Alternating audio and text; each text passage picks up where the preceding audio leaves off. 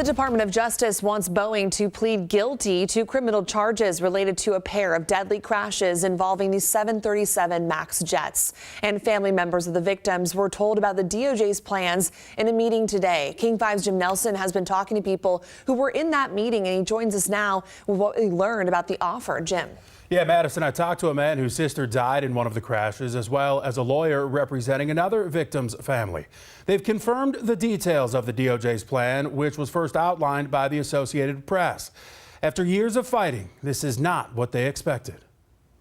Boeing expected to face criminal charges, but for the families who lost loved ones in two deadly crashes, the Department of Justice isn't going far enough. Most victim families are frustrated. Some were pretty vocal. Tacoma attorney Mark Lindquist has represented dozens of those families. Many have reached settlements, but one client is still seeking justice. They were in a virtual meeting Sunday with the DOJ, giving them a heads up about their plan. A deal allowing Boeing to plead guilty to criminal fraud in connection to the two crashes that killed 346 people in 2018 and 2019 in Indonesia and Ethiopia. They feel like Boeing's been dodging responsibility for several years, and they were hoping for DOJ to really bring the hammer down. It comes just over a week after Boeing CEO Dave Calhoun came face to face with some of those family members in Washington, D.C. And I apologize for the grief that we have caused.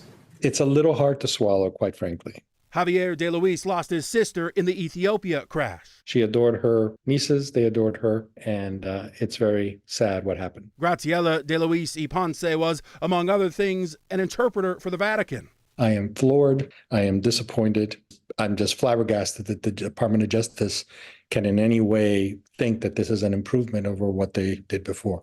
It's yet another sweetheart deal, and the public will pay the price. Boeing will have until the end of the week to accept or reject the offer. If they take it, they'll fall under the oversight of an independent monitor. If they reject it, the DOJ plans to take Boeing to trial. This all started when the DOJ determined Boeing violated an agreement meant to resolve a prior conspiracy charge. The company blamed low-level employees. Evidence in this case is just absolutely overwhelming. They can't go to trial. They've got way too much dirty laundry to risk a highly public trial. Now, what's still unclear, if Boeing rejects the deal, would the DOJ pursue more serious charges? We'll have to wait and see on that. Now, neither Boeing nor the Department of Justice are commenting publicly. Again, Boeing, we're told, will have until the end of the week to accept the offer. Madison.